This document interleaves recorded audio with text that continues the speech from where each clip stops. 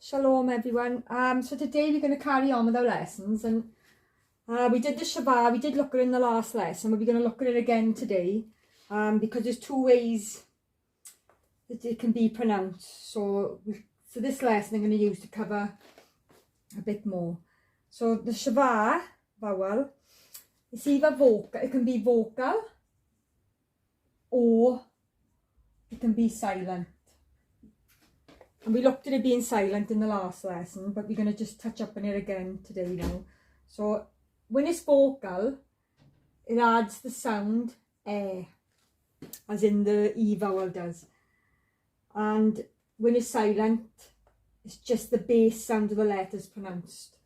For example, if I had the bet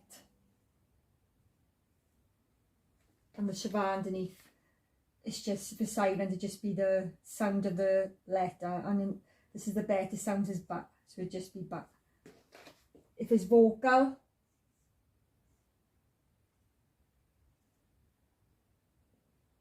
it adds the air sound and it sounds as be.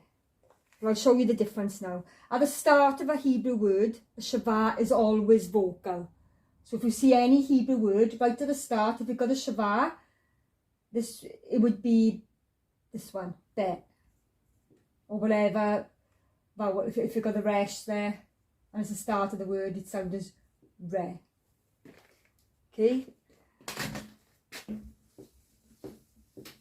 Right. Shva at the end of a word is always silent. I'll give you an example in the word king.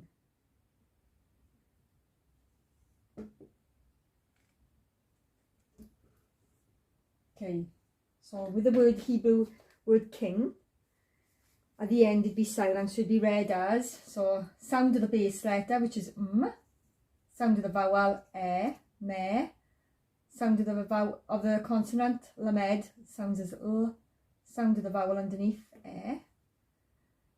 and normally if we have the Shva right at the end, you just say the sound again is silent, so it just says the sound of, there's no vowel, it just says the sound of the consonant, and this is the kha, so it'd be read as melech, which is king.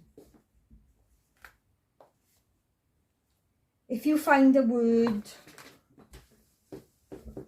that has two consecutive Shvas in the middle of a word, so I'll show you now an example.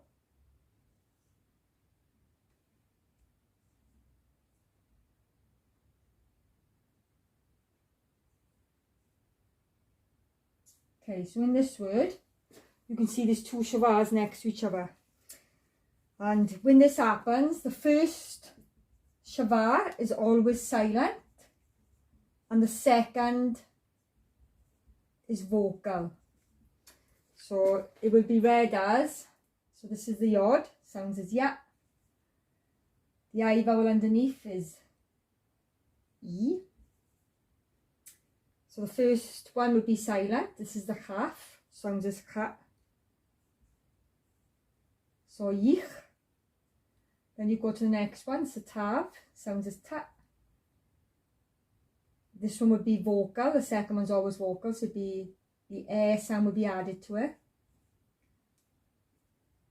Then this is the vet, which sounds as va, and the O vowel at the end with a vav with a dot in the centre. The U vowel. Yiktevu. Okay, so if you come across a Hebrew word with two consecutive Shvas in a row, remember the first will be silent, just takes on the sound of the consonant, and the second one after would be vocal. So a short sound would be added to whatever consonant sound is in front of. When a single Shva in the middle of a word is under a letter with a dagesh, regardless of other rules, and in most cases the Shva is vocal. So I'll show you again an example.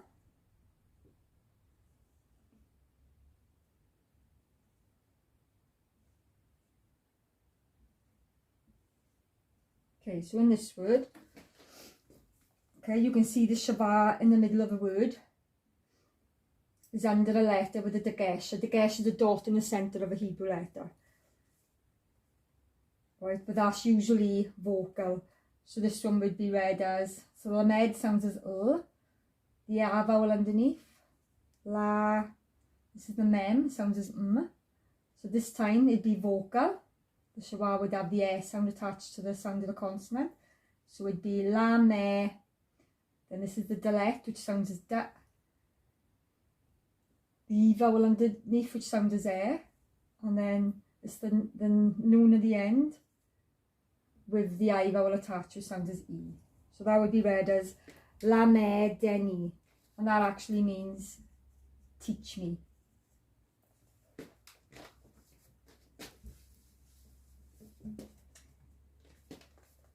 If there's two consecutive shvas at the end of a word, then both are silent.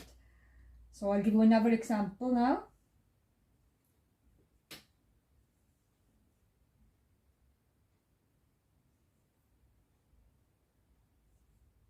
Okay, so in this word you can see there's two shvas right at the end of a word, and that means they will both be silent. So it'd be read as sound of the consonant sh, sound of the vowel a, sound of the consonant m, sound of the vowel a, and then sound of the consonant sound of the consonant ta. Shamat, which means you kept.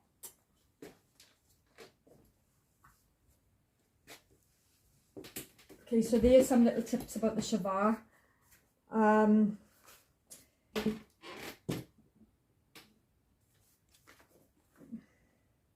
If there's a big vowel before shva as well, then that shva is vocal, and it adds the air to the bass sound. So there's big vowels in Hebrew and small ones. Now the big vowels are these ones.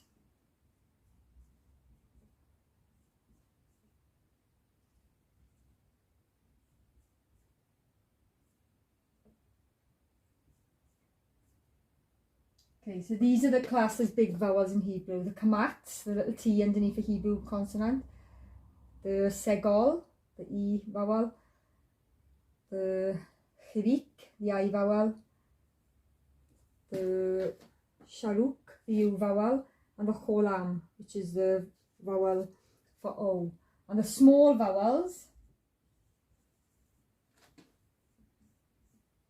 again, is the A vowel, but with the three dots underneath. The other A vowel with just the dash, which is the patach. The I vowel with just a dot underneath, nor with the odd attached to it. The O vowel, which is just a dot to the top left. And the other U vowel, the kamatz, with the three dots underneath. So these are the small vowels, and these are the big vowels. So if there's a big vowel, one of these ones, before shva, then the shva is vocal. And I'll give you an example of that as well. In this word.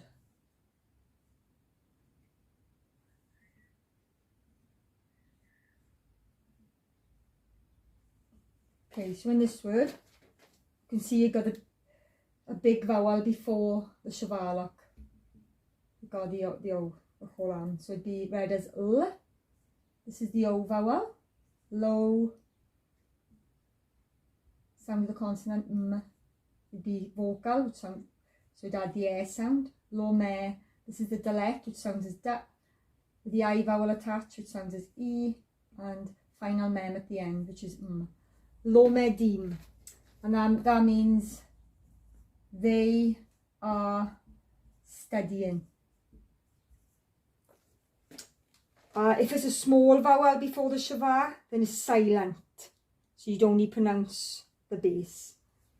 Alright guys, so if there's anything you need to go over, just go back through the video, and I'll try and put some of the details in the post as well. Okay, thanks, bye.